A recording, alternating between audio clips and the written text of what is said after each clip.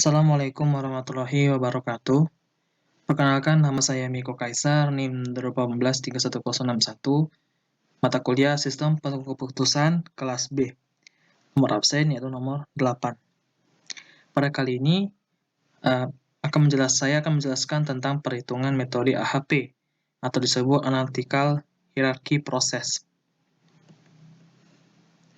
Metode AHP, Analytical Hierarchy Process. AHP dikembangkan oleh Thomas L. Sati pada tahun 1970-an. AHP merupakan sistem pembuat keputusan dengan menggunakan mode matematis. Tool utama AHP adalah sebuah hierarki fungsional dengan input utamanya adalah persepsi manusia yang disusun menjadi bentuk hierarki. Nah, untuk metode AHP ini, yang pertama itu kita akan membuat matriks perbandingan kriteria. Kita menentukan sebuah kriteria, kemudian kita membuat matriks nilai kriterianya. Jika nilai konsistensi rasio atau disebut CR itu kurang lebih atau sama dengan 0,1 atau bisa disebut 10%, maka matriks tersebut dikatakan konsisten atau bisa juga dikatakan diterima.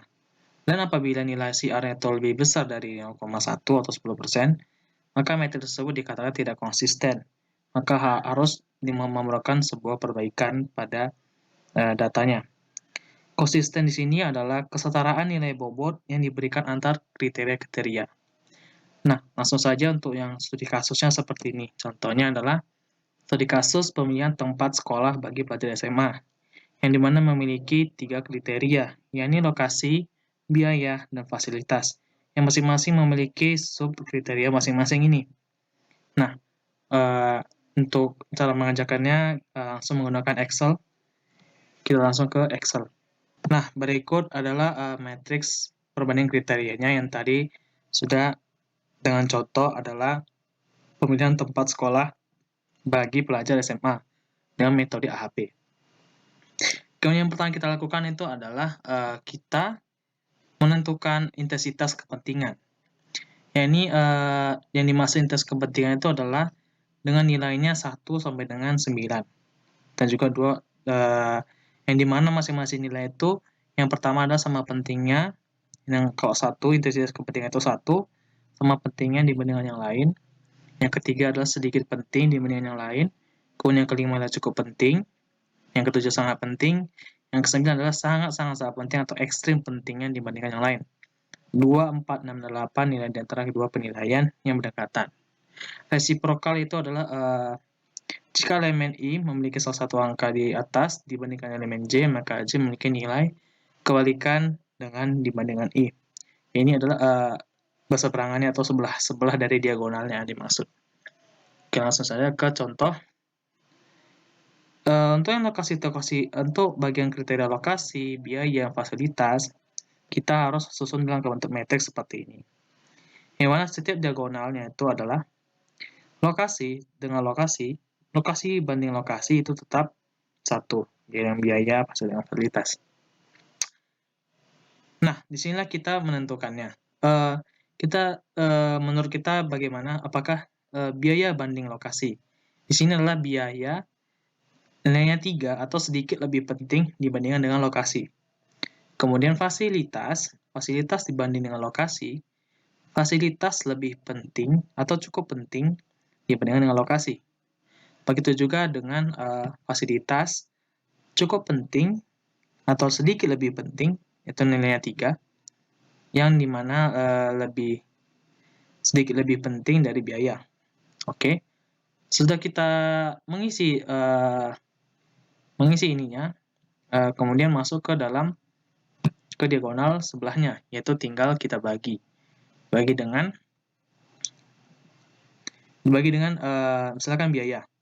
Lokasi dari biaya berarti 1 dibagi, lokasinya kan 1, dibagi dengan biayanya. Biaya di bagian kolom lokasi. Yakni 1 dibagi dengan 3. Hasilnya 0,33. Kemudian lanjut dengan fasilitas. Fasilitas itu kita mencari dengan rumus 1. fasilitas, kita bandingkan lokasi dengan fasilitas. Berarti 1 dibagi dengan di dalam kolom lokasi. Karena perbandingannya adalah lokasi dengan fasilitas. Maka di dalam lokasi itu ditemukan fasilitas, maka 1 dibagi 5 sama dengan 0,2.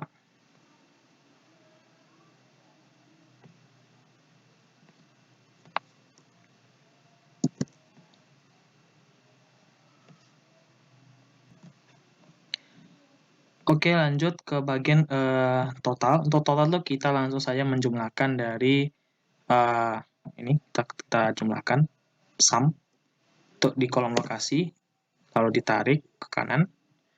Kemudian inilah totalnya ini akan kita pakai untuk nilai matriks kriterianya berikut. Ini kita untuk menormalisasikannya. Cara menormalisasikannya itu adalah dengan rumus dibagi, yakni C8 itu adalah lokasinya 1 dibagi dengan total dari kolom kriteria lokasi, yang adalah 9. Begitu juga dengan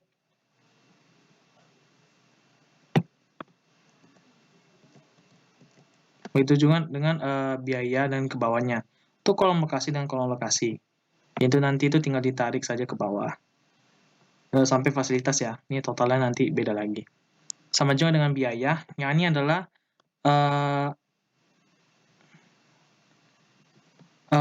biaya pada baris pertama. Biaya pada pertama itu dibagi dengan total dari kolomnya. Jadi 0,33 dibagi dengan 4,33. Begitu juga dengan fasilitas, itu sama. Nah, setelah itu sudah ditarik ke bawah sampai dengan fasilitas, kemudian kita jumlahkan jumlah ke kanan ada jumlah dari lokasi, biaya, fasilitas untuk kita mencari prioritasnya.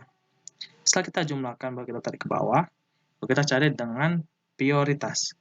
Nah, prioritas inilah yang kita akan pakai untuk mengkalikan dengan hasil akhir nanti dengan kriteria alternatifnya untuk menentukan berapa nilai paling tingginya.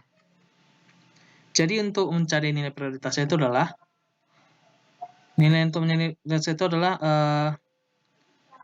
di sini itu untuk yang bagian jumlah itu bisa juga disebut dengan prioritas vektor. Prioritas ini bisa juga dengan nilainya sama atau bisa disebut dengan bobot.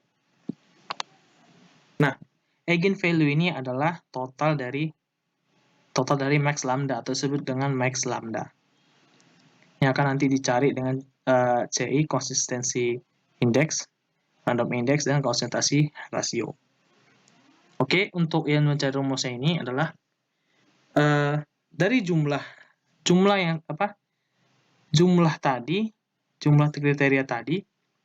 jumlah kriteria, biaya, dan fasilitas tadi, untuk baris pertama, itu dibagi dengan 3. Kenapa dibagi dengan 3?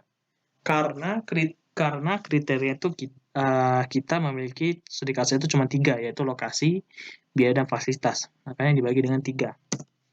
Begitu juga dengan seterusnya, bagi dengan 3, tinggal tarik ke bawah. Kemudian untuk yang eigenvalue-nya ini adalah kita dengan rumus prioritas tadi dikalikan dengan total kriteria tadi. Misalkan untuk prioritas ini kan dari lokasi.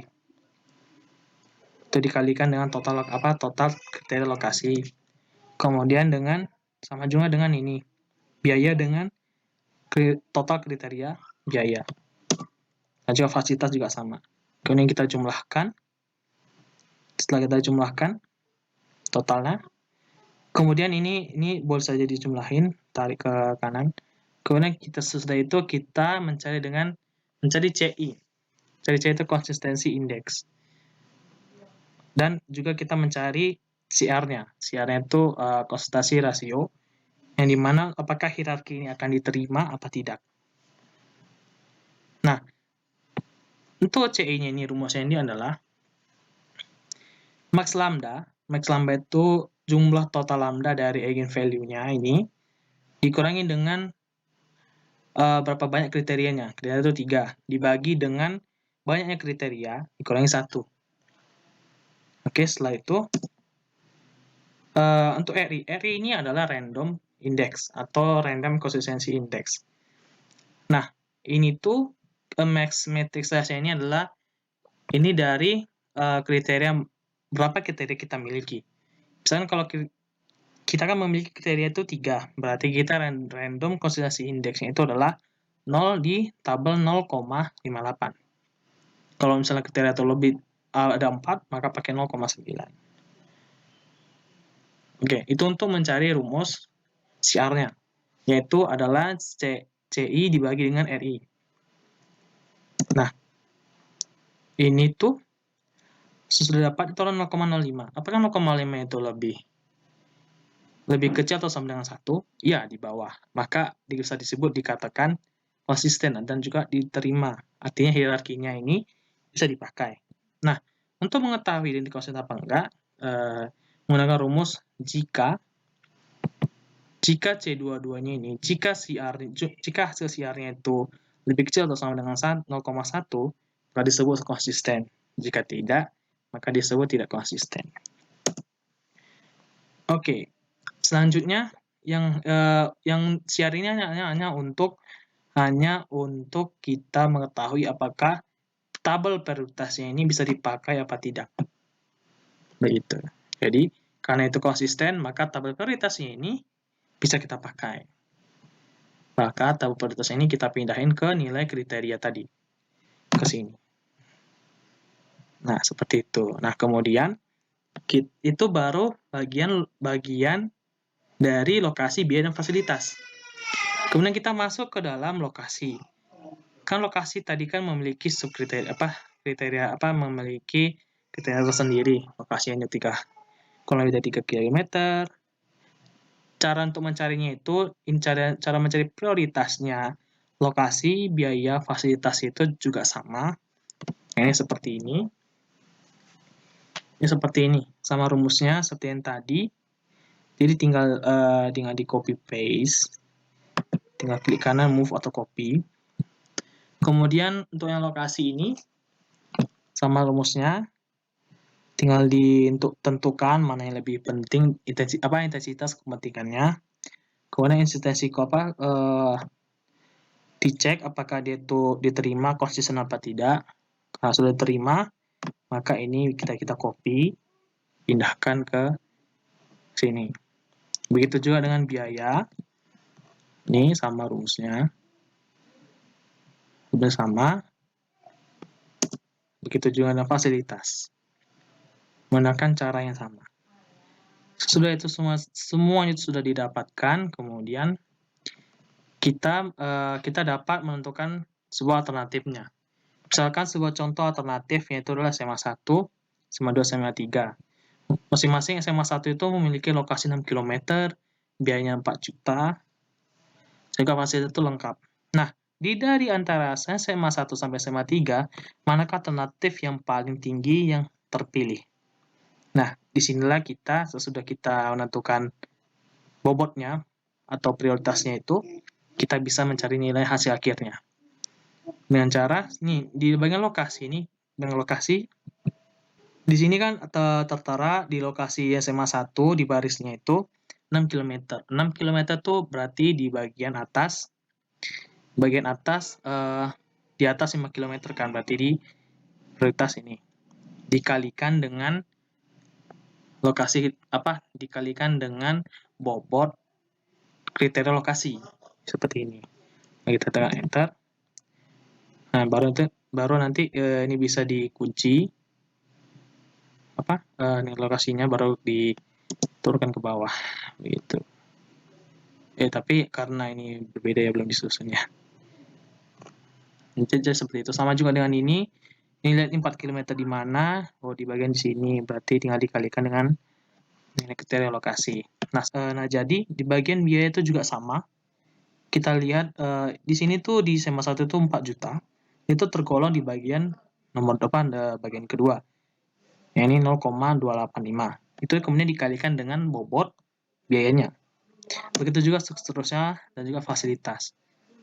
Dan bisa juga dengan melihat dengan hierarki. Hierarki seperti ini.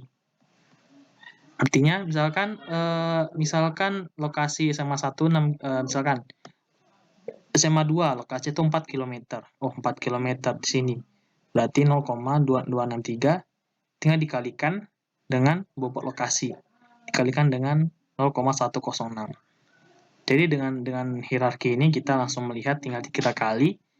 Jadi tinggal kita kali, kemudian kita jumlahkan totalnya. Terus ini bisa kelihatan juga contohnya fasilitas ini SMA 3 sangat lengkap. Sangat lengkap itu di bagian sini. Dia adalah nilainya 0,71. Tinggal dikalikan dengan 0,633. Seperti ini. Nah kan 0,71 dikalikan dengan 0,633.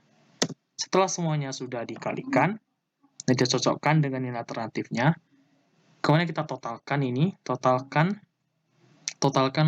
SMA satunya itu kita totalkan barisnya. Setelah ditotalkan baru kita kelihatanlah ini adalah hasil hasilnya ini kita kelihatan yang mana yang paling tertinggi nilainya. Yaitu kita dengan ranking. Kita dengan ranking kan ranking dari rumus adalah rank dari total sini sampai dengan total akhir, yaitu total dari 0,5829 ini, kemudian 0, itu adalah nilai paling tinggi, diambil nilai paling tingginya itu. Maka kelihatan hasilnya bahwa ini ranking nomor 1 adalah SMA 3. Berarti dapat dinyatakan SMA 3 adalah pilihan alternatif yang paling kuat dan terpilih. Jadi bisa diartikan adalah SMA 3 ini adalah alternatif pilihan yang terpilih sebagai dijadikan pemilihan tempat sekolah bagi pelajar SMA. Maka pilihan terpilih adalah SMA 3.